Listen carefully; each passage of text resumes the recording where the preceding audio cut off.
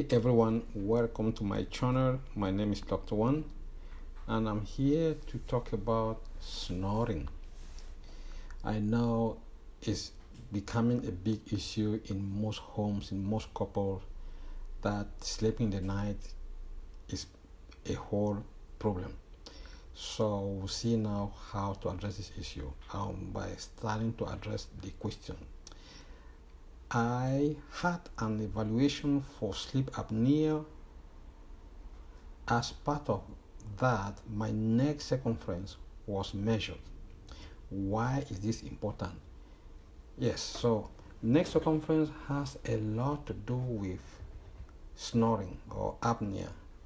Same thing also the size of your tongue. The size of your tongue is another thing that has to be looked into it. Having a neck circumference that is greater than 16 inches if you are a woman, or greater than 17 inches if you are a man, is one of numerous risk factors associated with obstructive sleep apnea, popularly known as OSA. OSA occurs when muscles at the back of your throat relax and temporarily restrict or block airflow as you sleep. This may lead to disrupted sleep and daytime tiredness. Sudden drop in blood oxygen level that occur during sleep apnea increase blood pressure and put a strain on your cardiovascular system, raising your risk of developing heart problems such as high blood pressure, known as hypertension, and heart failure. In most people, a neck size greater than 16 or 17 inches is a sign of excess fat in the neck area.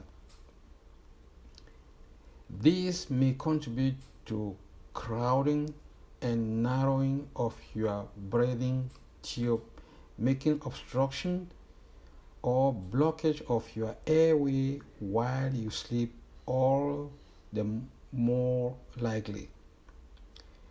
Doctors use neck circumferences and other indicators to evaluate your overall risk of OSA.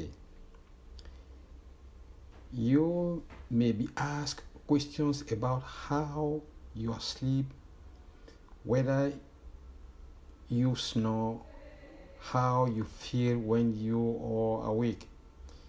You also may be assessed for other risk factors such as obesity, high blood pressure, whether you smoke or drink alcohol, or have throat anatomy that crowds your breathing tubes.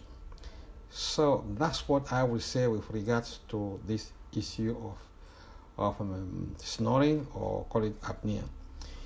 Your doctor may first recommend an overnight study at home that tests to see if there are periods when your oxygen is low. Depending on the result of that test, your doctor may decide it's worthwhile for you to spend a night in a sleep lab or to do a home sleep study to definitely diagnose your OSA. So far, so good.